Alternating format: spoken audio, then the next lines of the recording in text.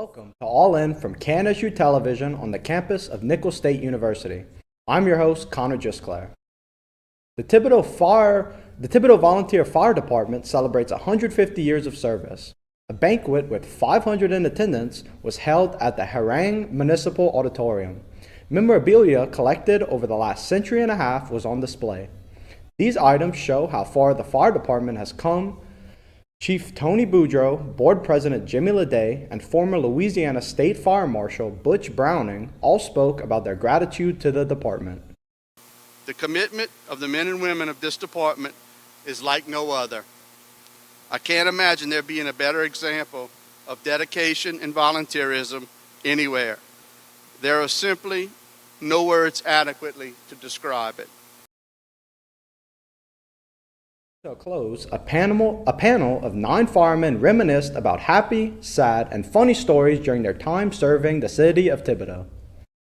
One day, I can remember when I was 5 years old, my dad and I were riding in Thibodaux, and the fire horn blew. Him being a fireman, drove to the Protective Fire Station on Maron Street. He gets out of the vehicle, closes the door, and tells me, "Don't go nowhere, I'll be right back." Imagine that. I'm 5 years old. My daddy gets out. Then I see the fire truck leaving out the station. I don't know where he's going. I'm by myself, this time crying, kicking, screaming. Don't know when he's coming back, if he's coming back. It was that moment that I knew I would be a firefighter. It still kind of affects me.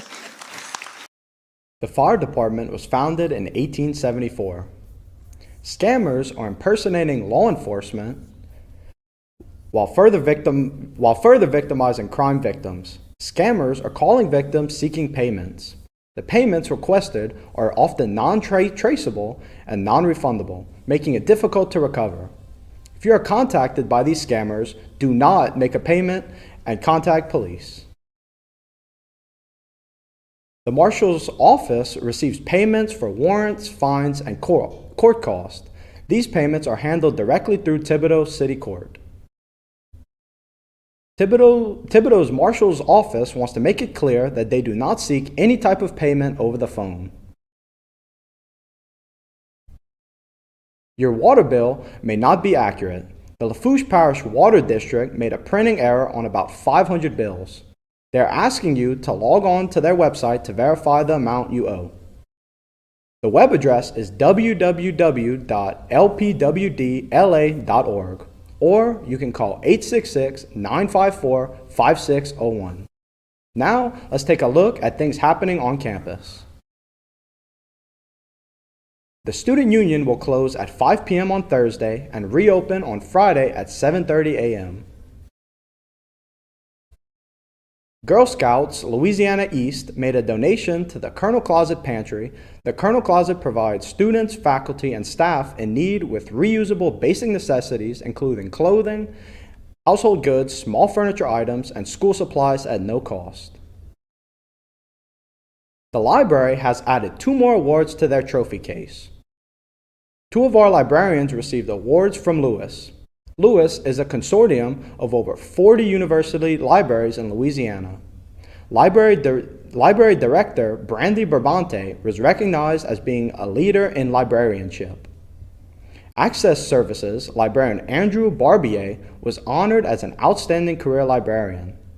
Congratulations to Brandy and Andrew. The cafeteria is taking our rivalry with McNeese to a new level.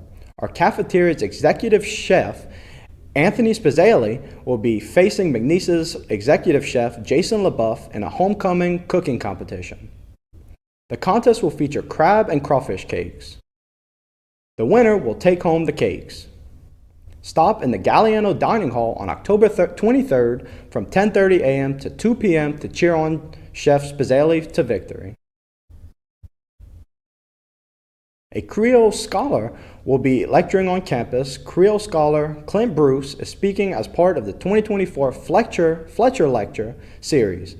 The lecture is Thursday, October 17th at 6 p.m. in the Go Hall Auditorium. Let's take a look at news from other universities. 9 others were injured in a shooting near Tennessee State University as students celebrated their homecoming. Investigators believe at least 1 injured person was involved in the gunfire. Steve Melling reports from Nashville. A homecoming celebration that's now clouded by a mass shooting. Metro Police say around 5:30 Saturday afternoon, people ran for their lives as gunfire erupted on Jefferson Street. It's unfortunate that a few folks pretty much ruined it for everybody.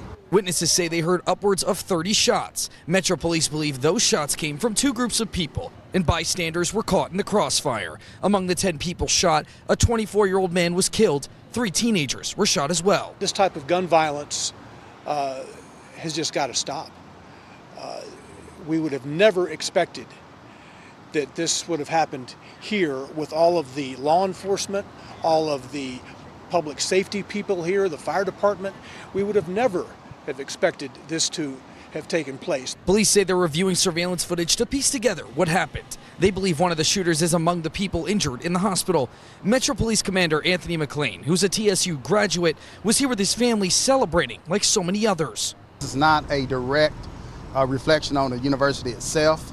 We think this is something that was kind of a sidebar to the celebration. We have to come to the point where we stop this violence. We're told Nashville firefighters used their own belts to apply tourniquets to victims who they were side by side with when it all unfolded. They were right there alongside the persons who were hit. It could have been one of them. Police continue to search for more answers in a shooting that's left a community shaken.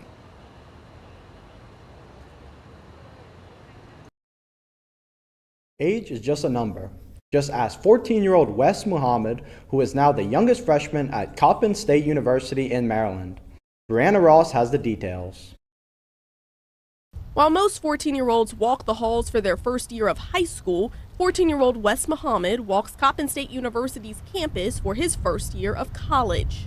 I've always wanted to go to college and be on campus, have that experience that I've seen on TV and read in books. But Wes never imagined he'd be studying cybersecurity engineering at Coppin State University on a full scholarship before he's even old enough to drive. I was a little bit nervous because although I was ready to come to school and just go through, it was, I would say, a little interesting. Like, people would come up to me and ask, how did you get here, things like that. So I started realizing that this is rare. It's not just rare. It's the first time Coppin has seen a 14-year-old freshman in school history. But West has always been ahead of the curve. His mom taught him to read by the time he was 3. He started first grade by the time he was 4, attending private schools, homeschooling, and public schools throughout his educational journey. Even at school, I used to remember I was the youngest out of my friend groups.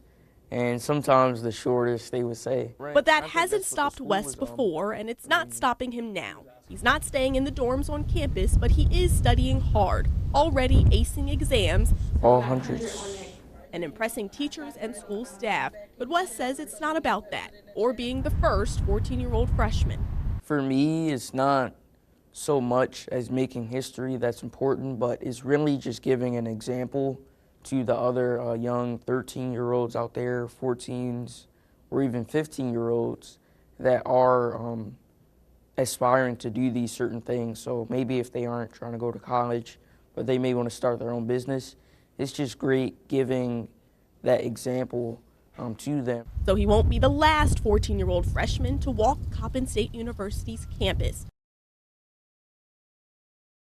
We are going to take a break, but when we get back, Brogan Burns and Shamar Moses will talk sports.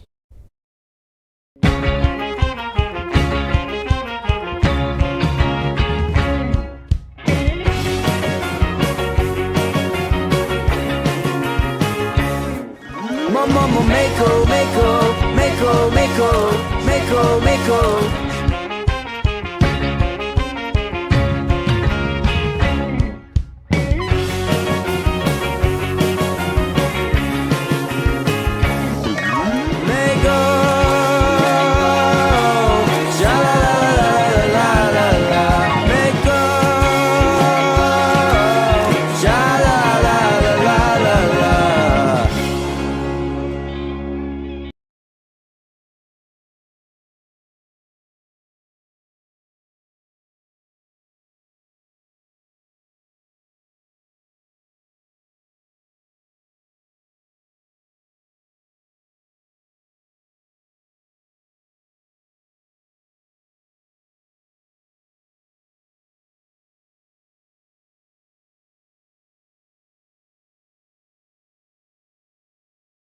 Get 12.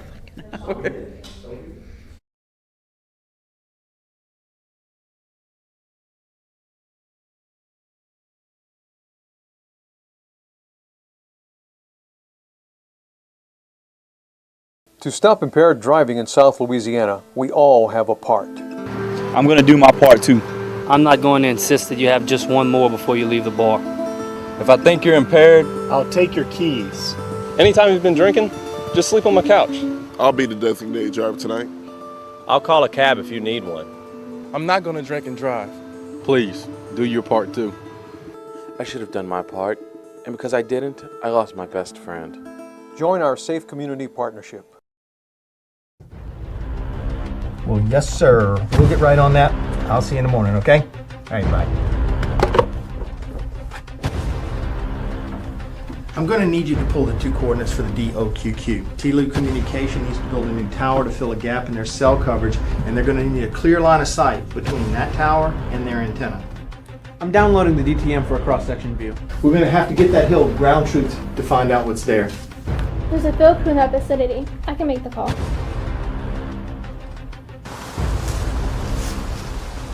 Here, what do you need? We have a mature pine plantation about 60 feet tall. There's a clear line of sight at 175 feet and above. That's how tall they'll need to build. All right, looks good. Print it off. All right, here's the information on the hill we were looking at. It seems perfect for your new tower. We'll start construction immediately. Thanks for getting this so quickly. In the past, we'd have to wait weeks. Well, you gotta love modern geomatics. More like geo magic. We need boundary and topographic survey. Welcome back. I am Brogan Burns. And I am Shamar Moses. Let's take a look at sports. Last Friday night, Edie White looked to keep their winning ways rolling at home against Morgan City. KNSU reporter Savannah Rome and Connor Gisclair were at the game. Reporting from Edie White Catholic High School for KNSU TV, this is Savannah Rome and Connor Gisclair. And the Edie White Cardinals return home for their matchup against the Morgan City Tigers. The Cardinals won in blowout fashion again, defeating the Tigers 64-0. Edie White returned home this week to take on the Morgan City Tigers. Edie White came into the week ranked 24th in the state. The Cardinals hit the ground running when Luke Zarang returned the opening kickoff for 72 yards. Linebacker Jax Trish caused problems for Morgan City's offense throughout the night. Old saying is offense wins games and defense wins championships. And if you play good defense, you're always in a game. If you don't give up any points, you cannot lose. Trish returned this pick six, putting the Cardinals up 21-0 with 5 minutes left in the first.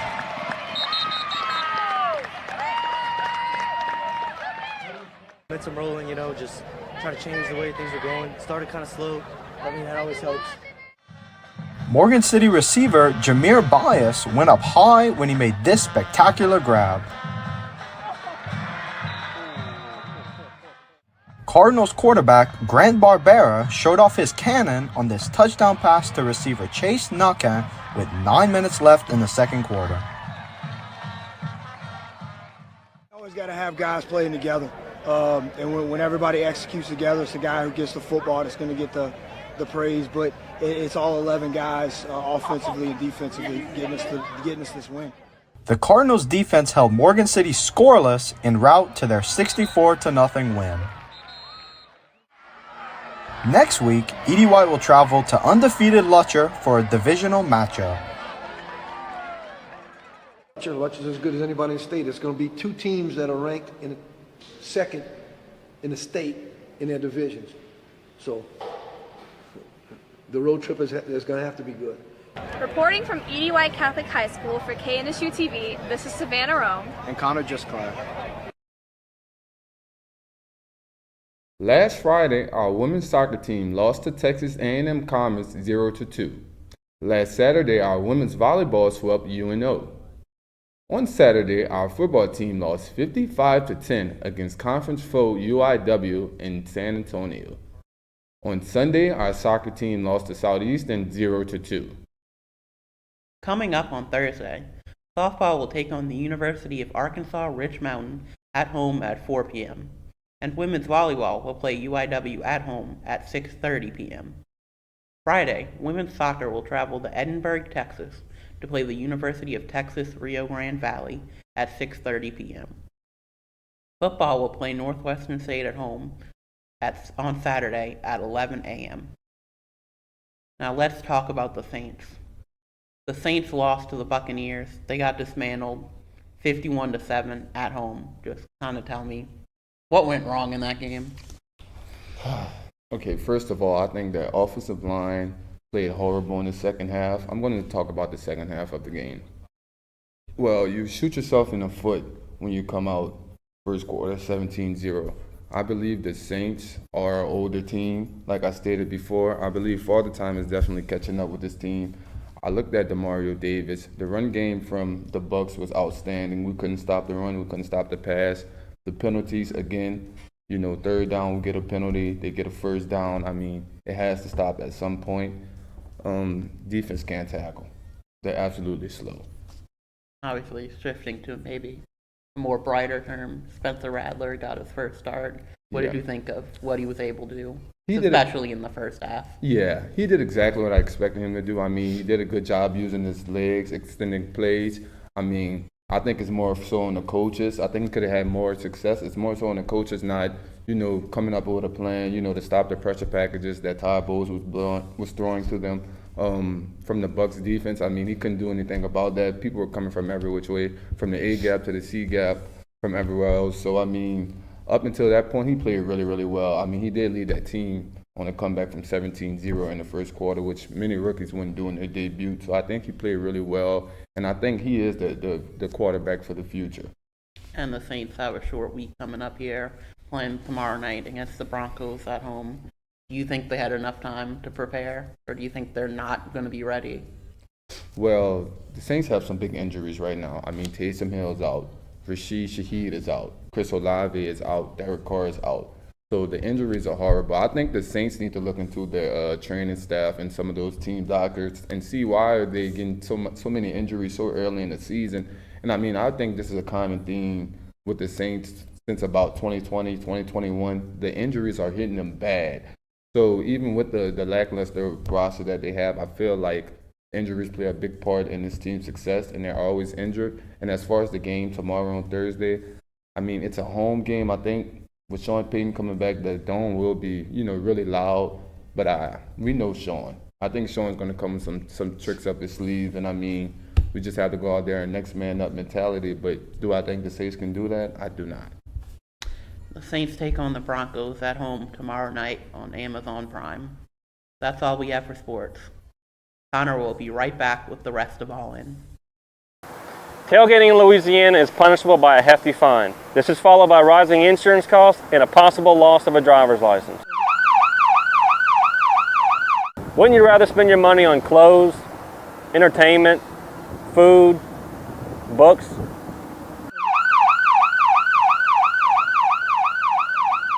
We believe you'd rather spend your money elsewhere. This message is brought to you by the Louisiana Department of Transportation and Development. Every year, thousands of tons of litter are thrown from our cars onto the unsuspecting wildlife below.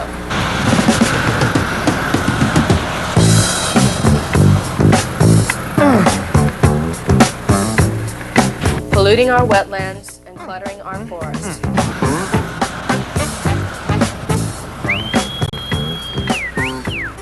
Please reconsider and don't litter. You're only killing our wildlife.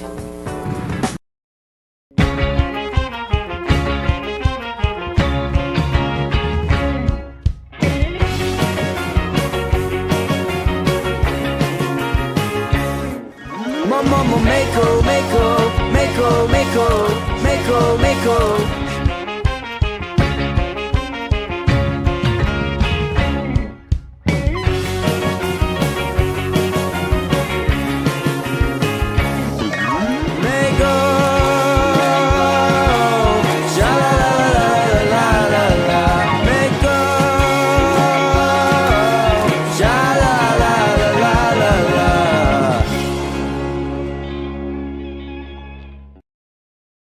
Thibodaux's biggest outdoor music fest is back. The Acadia Music Festival began to support the Ben Meyer Foundation in 2016. It is this Saturday, October 19th. Acadia Music Fest features local and national musicians along with local artists and food vendors. Headlining this year is three-time Grammy winner Nelly and New Orleans rock band Cowboy Mouth. The show starts at 1 with Cowboy Mouth hitting the stage at 6:30 and Nelly scheduled for 9. This year, the fest also features a kids' corner. Tickets are available at the gate or by going to www.acadiamusicfest.net. Singer Liam Payne has died today. The former member of boy band One Direction fell from the 3rd floor of a hotel in Buenos Aires. That's according to local police.